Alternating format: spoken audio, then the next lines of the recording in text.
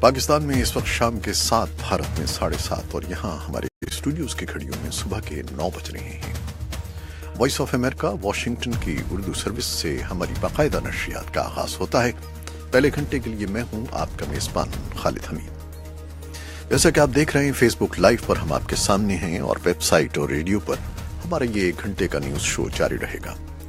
تو آغاز کرتے ہیں پہلے آج کی اہم خبروں کی سرخیوں سے۔ پاکستان کی قومی اسمبلی کی دفاعی کمیٹی کے چیئرمین نے امریکہ کے مجوزہ بجٹ میں پاکستان کی امداد کے لیے $336 ملین رکھے جانے کا خیر مقدم کیا ہے، اور راولپنڈی کی ضلعی انتظامیہ نے حافظ سعید کے اداروں جماعت الدعوہ اور فلاح انسانیت کا کنٹرول محکمہ اوقاف کے سپرد کرنے کا عمل شروع کر دیا ہے۔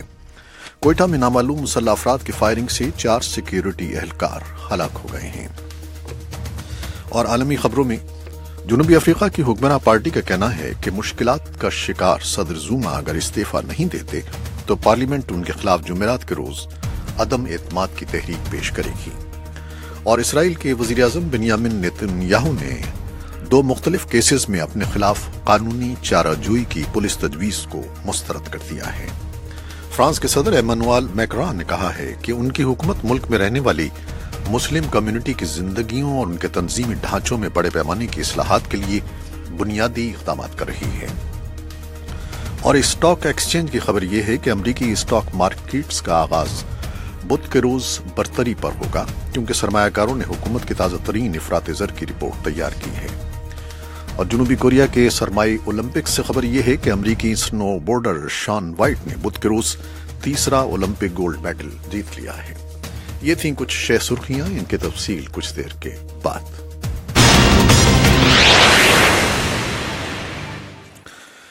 تو اب چلتے ہیں حسب روایت اسلام آباد، جہاں امریکہ کی طرف سے پاکستان پہ اقتصادی اور فوجی امداد کے بند ہونے کی خبریں آتی رہی ہیں، لیکن آج یہ خبر ہے کہ مجوزہ بجٹ میں پاکستان کی امداد کے لیے $336 ملین رکھے جائے ہیں، اور اس کا خیر مقدم کیا جا رہا ہے۔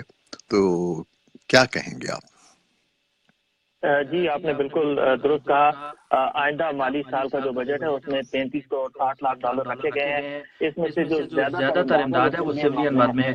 $25 کروڑ 60 لاکھ جو تجویز کی گئی رقم وہ سویلین مد میں ہوگی، جبکہ $8 کروڑ جو مجوزہ رقم ہے اس کے بارے میں کہا گیا ہے کہ وہ عسکری امداد کی مد میں ہوگی۔ پاکستان کی طرف سے جو حلقے ہیں وہ پیش رفت کو خوشائن قرار دے رہے ہیں۔ قومی اسمبلی کی قائمہ کمیٹی برائے دفاع کے چیئرمین نے وائس آف امریکہ کی گفتگو میں کہا کہ یہ ایک مثبت پیش رفت ہے، اور ان کا کہنا تھا کہ پاکستان اور امریکہ کے درمیان جو تعاون ہے وہ نہ صرف خطے دونوں ممالک بلکہ عالمی امن کے لیے بہت اہم ہے۔ یہ آپ نے بالکل درست کہا کہ اس سے پہلے یہ خبریں آ رہی تھی کہ امریکہ کی طرف سے پاکستان کی جو سیکورٹی امداد روک دی گئی ہے۔ چند ہفتے قبل یہ خبر آئی تھی کہ دہشت گردوں کے خلاف مؤثر کارروائی نہ کرنے کے الزام پر امریکہ کی طرف سے جو پاکستان کی سیکورٹی اعانت روکی گئی تھی اس کا حجم لگ بھگ $2 ارب کے قریب بنتا ہے۔ دونوں ممالک کے درمیان کچھ اس بارے میں دوریاں بھی پیدا ہوئی، تناؤ بھی آیا، لیکن اب یہ خبر سامنے آئی ہے کہ آئندہ مالی سال کے لیے ایک امداد جو تجویز کی گئی ہے اس میں سویلین امداد کے علاوہ عسکری امداد بھی شامل ہے۔ جو تجزیہ کار ہیں ان کا بھی یہ کہنا ہے کہ یہ ایک اچھی پیش رفت ہے، اور اس سے یہ لگتا ہے کہ امریکہ جو ہے وہ پاکستان کے ساتھ تعاون چاہتا ہے، اور اس خطے میں پاکستان کی اپنی ایک اہمیت ہے۔ اور اسی بارے میں جو قومی اسمبلی کی قائمہ کمیٹی برائے دفاع کے چیئرمین ہیں شیخ سہیل اصغر، ان کا بھی یہ کہنا تھا کہ پاکستان کا ایک کلیدی کردار ہے خطے میں امن کے حوالے سے، اور اگر یہ تعاون جاری رہے گا تو امن کے لیے کی جانے والی کوششیں آگے بڑھیں گی۔ جی ہاں، یہ ایک اچھی پیش رفت ہے، اور پاکستان بھی کچھ اقدامات کر رہا ہے، جیسا کہ حافظ سعید کے اداروں کو کنٹرول محکمہ اوقاف کے سپرد کرنے کا عمل شروع کر دیا گیا ہے۔ یہ بھی ایک اچھی پیش رفت ہے۔ جی پاکستان کی طرف سے حالیہ ہفتوں میں ایسے کئی اقدامات سامنے آئے ہیں جن میں یہ کہا گیا کہ وہ تنظیمیں جن پر اقوام متحدہ کی طرف سے تعزیرات عائد ہیں ان کے خلاف اب کارروائی کی جائے گی۔ وزیر اعظم شاہد خاقان عباسی نے اپنے ایک حالیہ انٹرویو میں کہا تھا کہ حکومت اس بارے میں پرعزم ہے کہ جماعت الدعوہ اور اس کی جو ذیلی تنظیمیں ہیں ان کے زیر اثر چلنے والے وہ ادارے کو حکومت سرکاری تحویل دے سکتی ہے جن پر اقوام متحدہ کی تعزیرات عائد ہیں۔ آج اس سلسلے میں ایک عام پیش رفت ہوئی ہے اور کچھ ادارے جو راولپنڈی میں ہیں ان کو سرکاری تحویل میں لیا گیا ہے اور محکمہ اوقاف کے حوالے کر دیا گیا ہے۔ حکومت پاکستان کی طرف سے اسی ہفتے یہ خبر بھی سامنے آئی تھی کہ صدر پاکستان نے ایک آرڈیننس پر دستخط کیے ہیں جس کے تحت یہ تھا کہ وہ تنظیمیں جو پاکستان میں موجود ہیں اور ان پر اقوام متحدہ کی طرف سے تعزیرات عائد ہیں ان کے خلاف کارروائی کی جا سکے۔ تو یہ اسی جانب ایک پیش رفت ہے۔ تجزیہ کار جس سے بات ہوئی ان کا یہی کہنا ہے کہ اس سے یہ لگتا ہے کہ پاکستان عالمی برادری کے ساتھ قدم ملا کر آگے چلنا چاہتا ہے۔ جی ہاں بالکل، اور یہ اچھی پیش رفت ہے اور ایسے اقدامات ہونے چاہیے کہ عالمی برادری کا اعتماد پاکستان پر بحال ہو۔ بہت شکریہ اشتیاق۔ تو یہ تھے ہمارے نمائندے محمد اشتیاق جن سے ہم گفتگو کر رہے تھے مختلف خبروں پر۔ اور اب کچھ مزید خبریں۔ جنوبی افریقہ کی حکمراں پارٹی کا کہنا ہے کہ مشکلات کا شکار صدر زوما اگر استعفیٰ نہیں دیتے تو پارلیمنٹ ان کے خلاف جمعرات کے روز عدم اعتماد کی تحریک پیش کرے گی۔ حکمراں افریقن نیشنل کانگریس کے خزانچی پال مشاتیلے نے بدھ کے روز اس منصوبے کا اعلان کیا۔ زوما پر استعفیٰ دینے کے لیے کوئی قانونی پابندی نہیں ہے، لیکن وہ پچھلے ہفتے سے اپنی پارٹی کی طرف سے شدید دباؤ برداشت کر رہے ہیں۔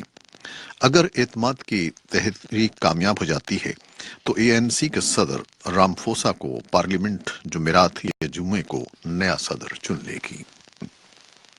فرانس کے صدر ایمانوئل میکران نے کہا ہے کہ ان کی حکومت ملک میں رہنے والی مسلم کمیونٹی کی زندگیوں اور ان کے تنظیمی ڈھانچوں میں بڑے پیمانے کی اصلاحات کے لیے بنیادی اقدامات کر رہی ہے۔ ایک جریدے سے اپنے ایک انٹرویو میں صدر میکران نے کہا کہ وہ پچھلے کچھ برسوں کے دوران جہادی حملوں کے باعث قومی سطح پر اٹھنے والے تنازع کو اپنے انجام تک پہنچانا چاہتے ہیں۔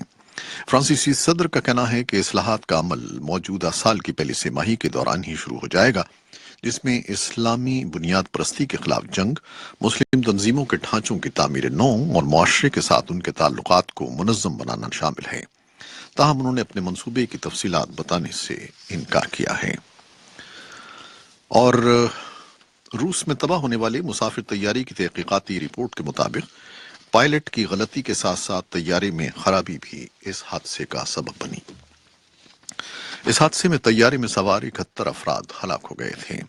طیارے کے ڈیٹا ریکارڈر کے مطالعے کے بعد انٹر اسٹیٹ کمیٹی نے کہا کہ ماسکو کے نزدیک اتوار کے روز یہ حادثہ پائلٹ کے ڈیٹا کو غلط پڑھنے کے باعث ہوا۔ یہ طیارہ ماسکو کے ایک ایئرپورٹ سے اورسک شہر کے لیے روانہ ہوا تھا اور دارالحکومت سے 64 کلومیٹر جنوب مشرق میں ایک میدان میں گر کر تباہ ہو گیا۔ امریکی اسٹاک مارکیٹس کا آغاز بدھ کے روز برتری پر ہوگا کیونکہ سرمایہ کاروں نے حکومت کی تازہ ترین افراط زر کی رپورٹ تیار کی ہے۔ یورپ کے بازار حصص میں ٹریڈنگ کے آغاز پر برتری دکھائی دی، جبکہ ایشیا میں ہانگ کانگ کا ہینگ سینگ 2% زیادہ پر بند ہوا اور جاپان کا نکے 0.4% پر بند ہوا۔ جنوبی کوریا کے سرمائی اولمپکس میں امریکی سنو بورڈر شان وائٹ نے بدھ کے روز تیسرا اولمپک گولڈ میڈل جیت لیا ہے۔ 31 سالہ وائٹ کا مقابلہ جاپان کے آیومو ہیرانو سے تھا جو دوسرے نمبر پر رہے اور چاندی کا تمغہ حاصل کیا، جبکہ آسٹریلیا کے اسکائی جیمز نے کانسی کا تمغہ جیتا ہے۔ وائٹ کے گولڈ میڈل جیتنے کے ساتھ ہی امریکہ کی اب تک کے سرمائی اولمپکس کھیلوں میں سونے کے تمغوں کی تعداد 100 ہو گئی ہے۔ یہ تھیں وہ خبریں اور رپورٹیں جو ہم نے فیس بک لائیو پر آپ کے لیے پیش کی۔ ویب سائٹ اور ریڈیو پر ابھی ہمارا یہ 1 گھنٹے کا نیوز شو جاری ہے۔ فیس بک لائیو سے اجازت چاہتے ہیں۔ اللہ حافظ۔